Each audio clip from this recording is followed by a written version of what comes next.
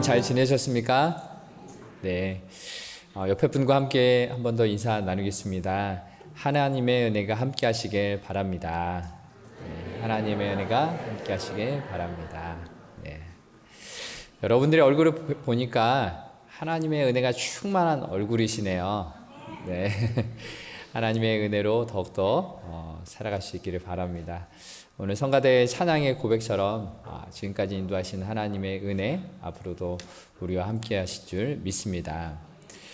네, 여러분 지금까지 우리가 살면서 누군가에게 선물 주기도 하고요, 또 선물 받기도 하셨을 텐데요. 그렇죠?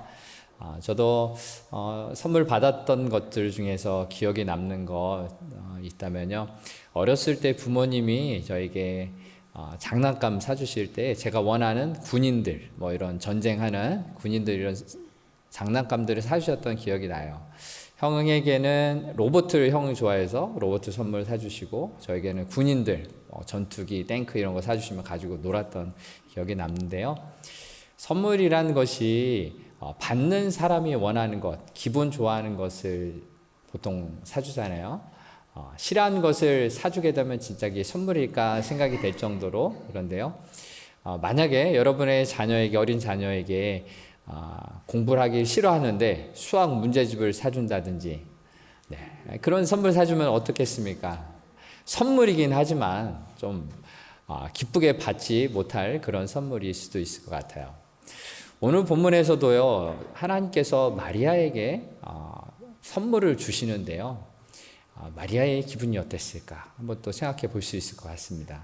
하나님께서는요, 가브리엘 천사를 마리아에게 보내셨어요. 그리고 가브리엘 천사를 통해서 하신 말씀이 무엇이냐면은, 네가 아이를 잉태하게 될 것인데 그 아기가 하나님의 아들이고 이 땅에 구원자로 오실 분이다 라는 그 메시지, 선물을 주셨어요. 그런데요, 마리아 입장에서는 어땠을까요? 자기가 처녀인데 남자를 알지도 못하고 또 약혼한 사람이 있는데 이렇게 일이 벌어진다면은 정말로 당황스러운, 황당한 일이 될 거예요. 그런데요, 하나님 입장에서 한번 생각해 보세요. 하나님이 온 인류, 모든 사람을 구원하시기 위해서 한 여인을 택하셔서 그 여인을 통해서 인간 예수로 이 땅에 보내시는데, 이 구원의 사역을 이루시기 위해서는 그 한 사람이 필요했어요. 순종해서 그 몸에서 아기를 갖고 또 낳고 기르고 또 함께 섬겨주는 그 한 명의 여인이 필요했던 거잖아요. 그래서 하나님의 이 구원의 사역의 입장에서 봤을 때는요, 놀라운 굉장한 선물이에요. 그래서 오늘 본문에서는 이 마리아를 이 가브리엘 천사가 와서 처음 불렀던 이야기가 은혜를 받은 자여라고 부릅니다. 그것이 28절과 30절에 반복되어서 은혜를 받은 자다라고 표현을 하고 있습니다. 그래서 이 하나님께서 마리아에게 주신 이 선물은 은혜라는 이름으로 오늘 본문에 나오고 있는데요. 오늘 본문을 보면서 마리아에게 임했던 하나님의 은혜라는 선물은 어떤 내용이고요, 또한 우리에게 주신 하나님의 선물, 은혜는 무엇이고, 또 우리도 마리아처럼 복음을 위해서 살아가기를 소망하는 이 시간이 되었으면 좋겠습니다. 첫 번째, 하나님께서 마리아에게 주신 은혜, 선물은요, 예수님의 어머니로 선택하신 은혜입니다. 마리아를 부르셔서 예수님을 어머니라 부르셨던 거죠. 마리아는 어떤 여인일까 한번 먼저 생각해 보면요, 오늘 본문 26절, 27절에 이런 내용이 나옵니다. 가브리엘 천사를 하나님이 보내시는데 어디로 보내셨습니까? 갈릴리 나사렛이란 동네에 사는 한 처녀, 한 소녀를 찾아가십니다. 그 사람이 어떤 사람이냐면 27절에 다윗의 자손 요셉이라 하는 사람과 약혼한 처녀이고요, 그 이름은 마리아입니다. 여기서 우리는 하나님이 마리아를 왜 예수님의 어머니로 선택하셨을까 질문을 한번 던져볼 필요가 있습니다.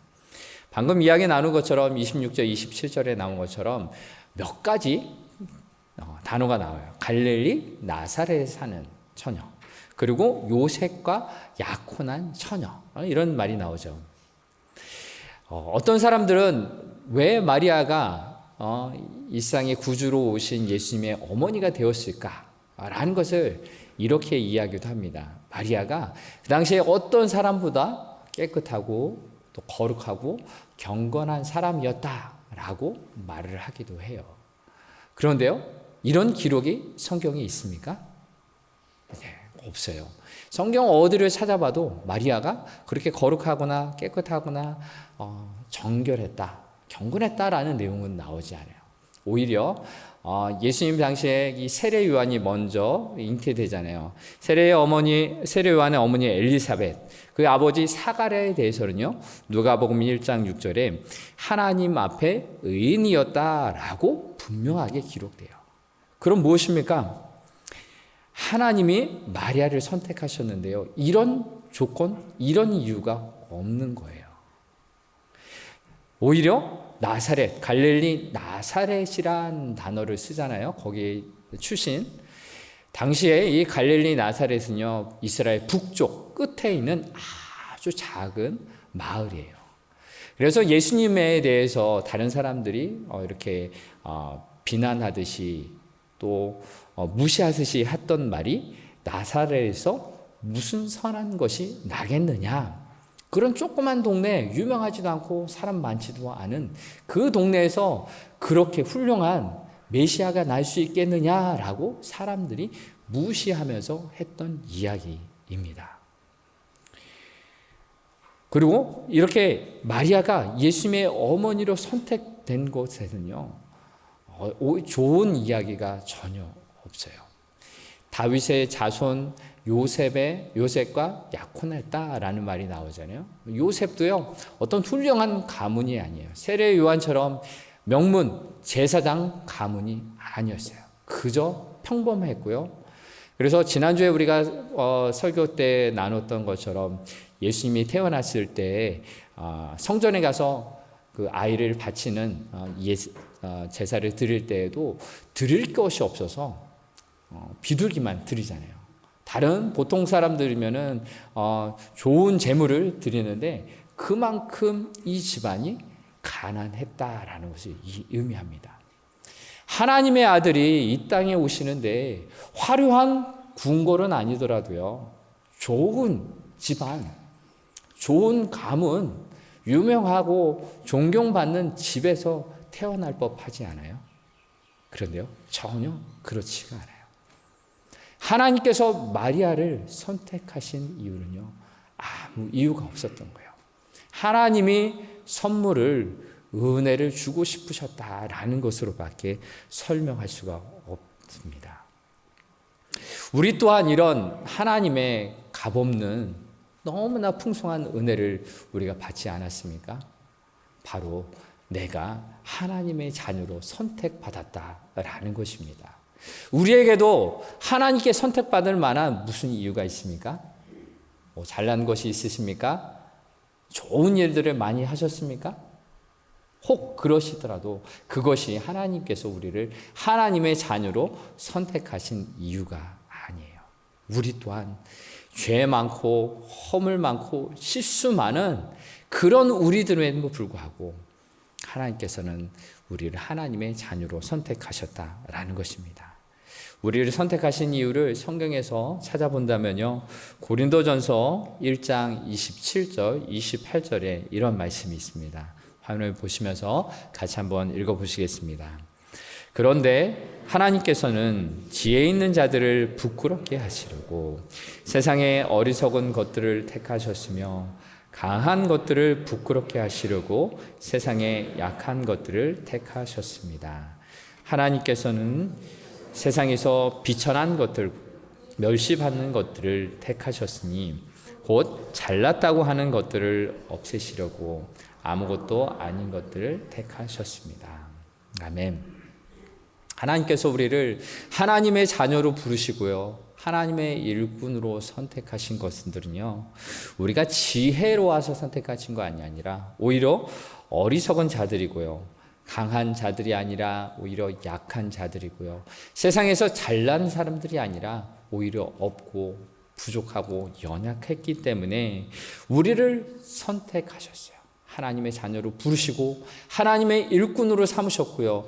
여러분들이 세상에 보내셔서 하나님의 사람으로서 살도록 우리를 불러주셨다는 것입니다. 이것이 마리아와 같이 우리를 선택하여 주신 하나님의 놀라운 은혜입니다. 여러분, 이 은혜를 우리의 삶 속에서요, 감사하시고요, 하나님을 찬송하는 복된 인생이 되실 수 있기를 바랍니다.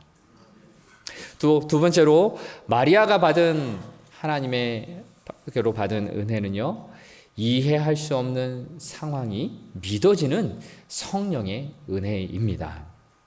사실 오늘 본문의 이야기는요, 이해하기 매우 어려운 이야기예요. 처녀가 아이를 갖는다라는 거, 또 그 아기가 이 세상의 구세주로, 구원자로 오셨다라는 사실, 믿기 어려운 이야기죠. 여러분들 어떻습니까? 이 이야기가 믿어지십니까? 네. 믿어지는 게 은혜이죠. 네.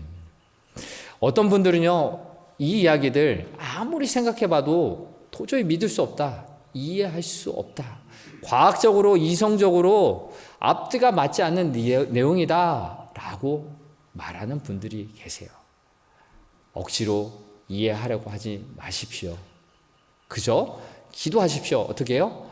성령님, 이 사실이 믿어질 수 있도록 도와주세요. 성령님이 역사하셔야지만 이 사실이 믿어지는 것이죠. 중요한 것은 무엇입니까? 오늘 본문에서 마리아가 이 천사가 말해준 이 내용을 믿음으로 받아들였어요. 이해했다라는 것입니다. 그리고 그 아빠 요셉도 그렇게 믿었다라는 것이죠. 이 두려운 상황, 당시 처녀가 아이를 갖는 임신을 하잖아요. 오늘날 부끄럽거나 수치스러운 그런 것들이 아니라요, 당시에 주민들이요, 동네 사람들이 그 사람을 돌멩이로 쳐 죽일 정도로 아주 무서운 사실입니다. 그런데 이 마리아는요, 이 무섭고 답답한 상황, 두려운 이 상황을 하나님의 말씀을 그대로 마음속에 받아들여요. 어떻게 일어난 것입니까? 바로 하나님의 은혜로, 성령님의 역사심으로 그것을 마음으로 받아들이는 은혜가 있었던 것입니다. 성경에는요, 이렇게 믿지 못할 많은 내용들이 나와요. 하나님이 말씀으로 천지를 창조하신 이야기, 또 예수님이 이 땅에 오셔서 죽은 자를 살리시고 병자를 고치신 이야기들, 또 예수님이 십자가에서 죽으시고 그러나 3일 만에 부활하셨다는 이야기들, 승천하시고 오늘도 우리와 함께 하신다는 이런 내용들이요, 성경에는 많이 나오는데요, 세상 사람들이 이해하기 어려워요. 이성으로, 과학적으로 받아들일 수 없는 내용들이 참 많이 나와요. 그런데요, 신기한 것은 무엇입니까? 우리가 그 사실들이 믿어진다라는 것입니다. 그것이 바로 성령님께서 우리 마음 가운데 역사하셔서 믿음으로 받아들일 수 있도록 성령님이 도와주셨다라는 것입니다. 혹 우리 마음 가운데 아직도 하나님이 나를 사랑하신다라는 것, 그 외아들 예수님을 나에게 보내주셔서 나의 죄를 다 용서해 주셨다라는 것이 아직 잘 믿어지지 않는다는 분이 계시면요, 기도하십시오. 성령님 도와주세요.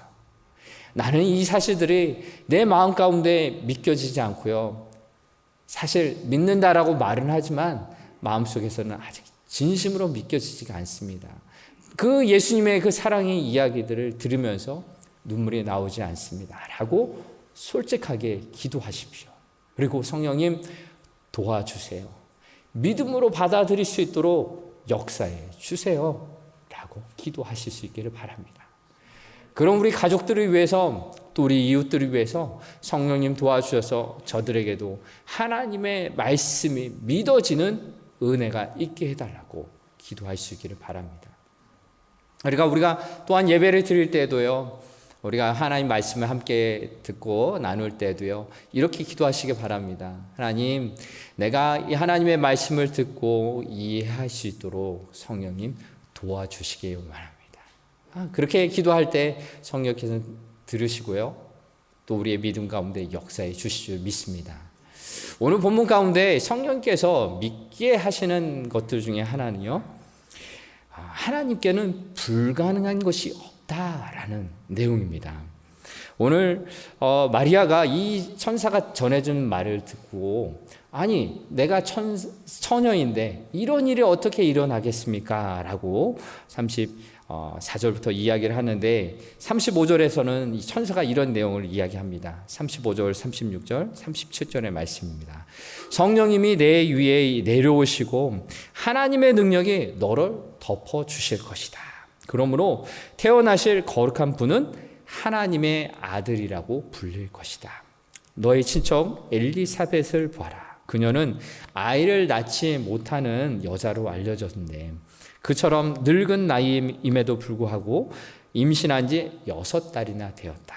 하나님에게는 불가능한 일이 아무것도 없다. 아멘. 이렇게 천사가 마리아에게 그 하나님의 말씀을, 메시지를 전해 주었어요. 대림절을 보내고 있죠. 그런데 우리에게는요, 불가능한 일들이 참 많이 있어요. 어려운 일들이 참 많이 있어요. 막다른 골목이라고 느껴질 만큼 답답한 상황, 두려운 상황들이 참 많이 있는 거죠. 코비드의 이 감염의 사태가 언제 끝날지 모르고요. 갑자기 찾아온 질병과 사고들이 있고요. 또 뜻하지 않는, 원치 않는 일들이 참 많이 있어요.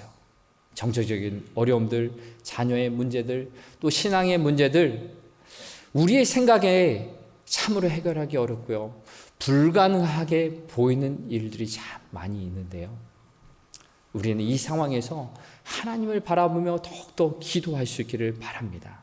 하나님이 어떠한 분이신지를 기억할 수 있기를 바랍니다. 오늘 말씀처럼 하나님에게는 불가능한 일이 없다라고 말씀해 주셨어요. 마리아가 이 하나님의 말씀을 믿고 신뢰하며 나아갔던 것이잖아요. 에베소서 3장 20절에 이런 말씀이 있습니다. 하나님은요, 우리 가운데 역사하시는 능력대로 우리가 구하거나 생각하는 이 모든 것에 더 넘치도록 하실 분이시다 라고 하나님에 대해서 이야기하고 있습니다. 불가능한 일들, 어려운 일들, 내 힘으로 할 수 없는 이 모든 일들 속에서 내가 기도하고 간구하고 하나님을 바라보는 이 모든 것 가운데 하나님은 우리의 생각보다 더 풍성하게, 더 놀라운 능력으로 역사해 주실 줄을 믿습니다. 이 믿음으로 나아가기를 축복합니다.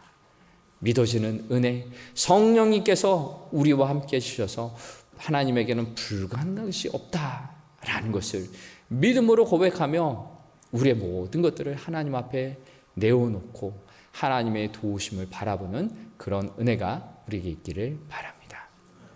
세 번째로 마리아에게 주셨던 하나님의 은혜는요, 말씀에 순종하는 믿음의 은혜입니다.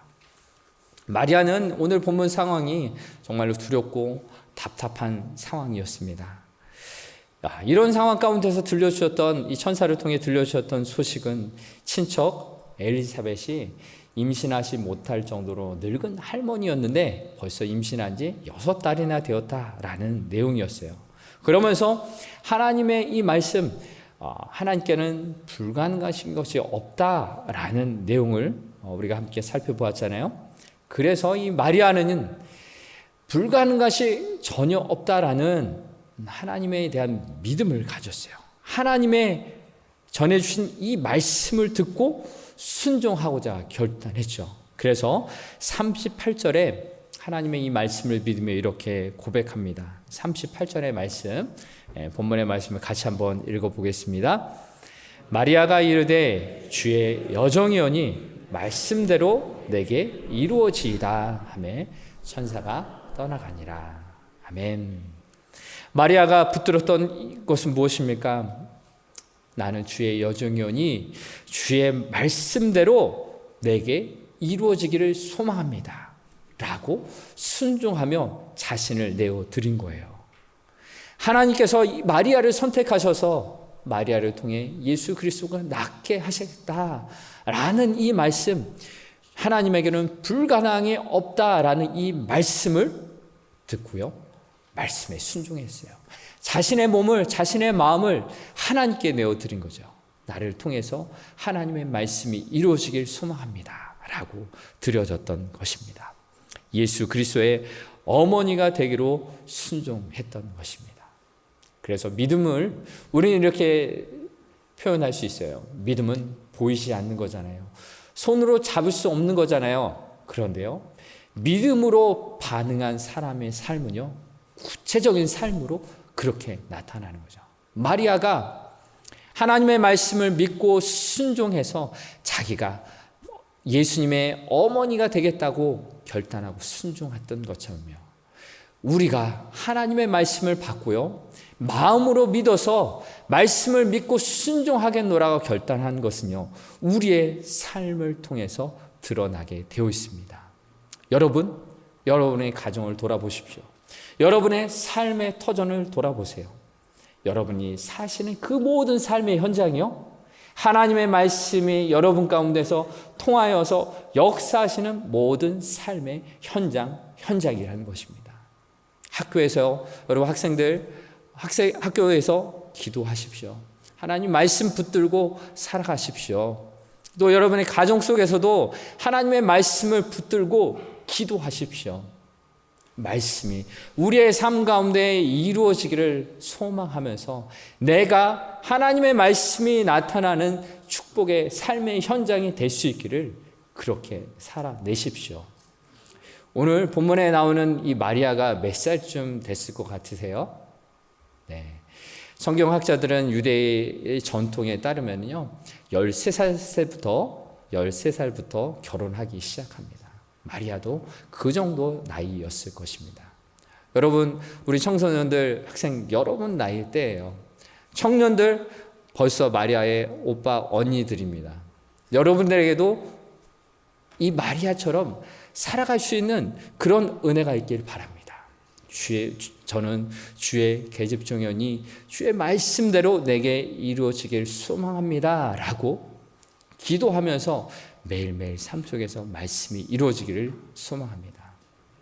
저는요, 우리 교회를 보면서 우리 교회 오늘의 모습이 하나님 말씀에 순종해서 기도하시면서 사랑으로 섬겨 나가신 여러분 한 분 한 분이 있기 때문에 오늘 우리 교회가 이렇게 있는 줄 믿습니다. 여러분들의 기도가 있었기 때문에, 여러분들의 사랑의 헌신이 있었기 때문에 우리 교회가 지금 이런 모습이고요. 여러분들의 사랑의 수고와 기도가 있었기 때문에 여러분의 가정이, 여러분의 삶의 터전이 하나님의 은혜로 지금껏 살아가고 있는 것임을 믿습니다. 지금도 하나님께서는 마리아처럼 순종하며 나의 모습을, 나의 삶을 주님 앞에 드립니다 라고 순종하는 한 분 한 분을 찾고 계십니다. 여러분, 오늘도 여러분의 헌신이, 여러분의 사랑의 수고가 필요한 곳곳이 있습니다.